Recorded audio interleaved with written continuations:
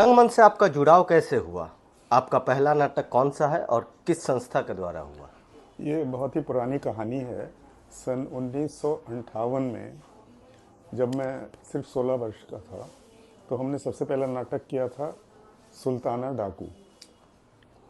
सुल्ताना डाकू बड़ा मशहूर डाकू था, जिसके बारे में सुना होगा आपने कि जब उसको फांसी की सज़ा हुई सुनाई गई तो उससे पूछा गया कि तुम्हारी आखिरी इच्छा क्या है, तो उसने कहा मैं अपनी माँ से कान में कुछ कहना चाहता हूँ।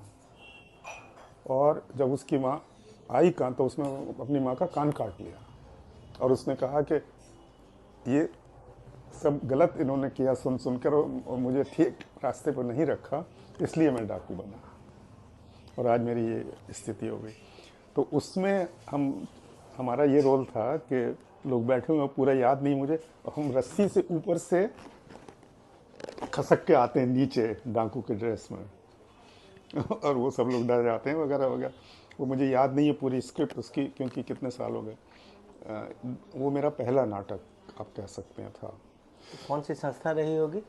संस्था कोई नहीं थी, मतलब हम लोग बच्चे मोहल्ले के इकट्ठे हो जाते अच्छा। थे और करते थे नाटक। जब हम इंजीनियरिंग कॉलेज में ज्वाइन किए एज ए प्रोफेसर तब काफ़ी अच्छा लगा। उसमें एक अभी जो एक एमपी है सीपीआई माले का, राजा राम सिंह, उसने भी नाटक किया था उसमें उस समय। और भी बहुत से लोगों ने नाटक किए, रश्मि सिन्हा। हर साल सरस्वती पूजा में एक नाटक ज़रूर होता था, तो वो सारे नाटक हम लोगों ने किए। आम तौर पर मुझको ये लगता था कि स्क्रिप्ट्स की बड़ी कमी रहती थी और वही पुरानी पुरानी स्क्रिप्ट्स को हम लोग बराबर करते रहते। जंगीराम की हवेली, तो कुत्ते, तो इंजीनियरिंग कॉलेज में हम लोग करते रहे नाटक। और उसमें एक मज़ेदार बात यह है कि जावेद, परवेज़ और तनवीर, ये तीनों इंजीनियरिंग कॉलेज में पढ़ते नहीं थे, लेकिन आते थे मेकअप करने के लिए, हम बुलाते थे। फिर 1980 में हमने जो संस्था बनाई तो उसमें हमने करीब करीब 12-13 तो मंच नाटक किए और अनेकों नुक्कड़ नाटक किए। रंगमंच में जब आप आए, प्रवेश हुआ आपका, रंगकर्मी बनने का एक निर्णय लिया आपने, तो परिवार, परिचित, स्वजनों ने इसका विरोध किया या सम्मान किया? नहीं, विरोध किया। जैसे मान लिया कि हमारे कुछ मित्र थे, परिवार से तो कोई मतलब था नहीं, क्योंकि हमारा ज़्यादातर, हम तो उत्तर प्रदेश में पैदा हुए और 1952-53 में यहाँ चले आए बिहार में।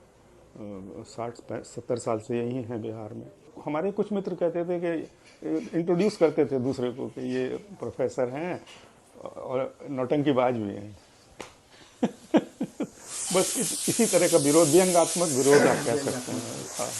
और ऐसे किसी की हिम्मत ऐसे नहीं हुई कि वो हमारा कोई इस तरह का विरोध करे, मुखर विरोध करे। नहीं करे। तो आपके रंगमंचीय जीवन की कोई एक यादगार घटना? यादगार घटना, हाँ, एक बार हम जो थे, ये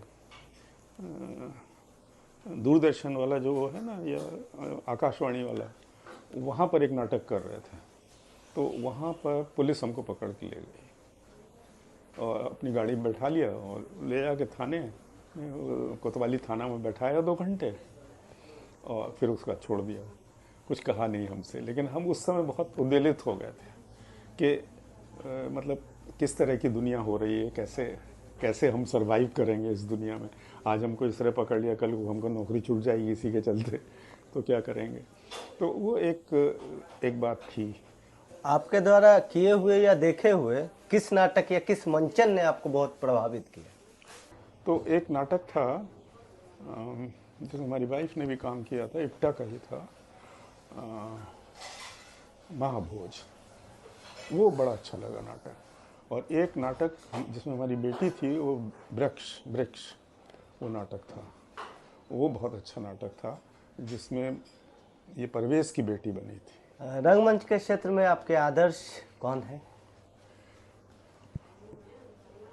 या नहीं बने? आदर्श देखिए, नहीं, जैसे मुझको बहुत प्रभावित किया गुरुशरण सिंह ने। गुरुशरण सिंह जब आए और उनको हमने बुलाया लेक्चर देने के लिए, तो वो बोले कि एक नाटक भी तैयार होना चाहिए इसमें। और उन्होंने क्या किया कि तुम आओ, एक लड़की को बुलाया, ये लड़की है, सुंदर है, चलो इसकी शादी करवा देते हैं। अब इसकी शादी हो गई, बाजा बज रहा है, उसके बाद ये अपने ससुराल में जाती है, तो उसके ऊपर किस तरह से दहेज के लिए वो प्रताड़ना होती है और सब।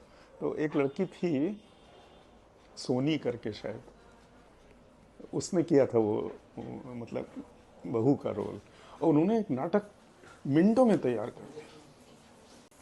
मेरा ये कहना है कि नाटक के दो भाग हैं, एक है कथ्य और दूसरा मनोरंजन।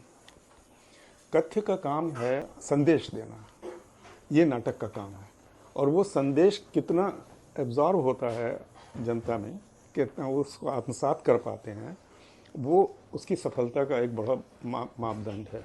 और दूसरा है नाटक का शिल्प। दोनों के बीच में मेरे समझ से बैलेंस होना चाहिए।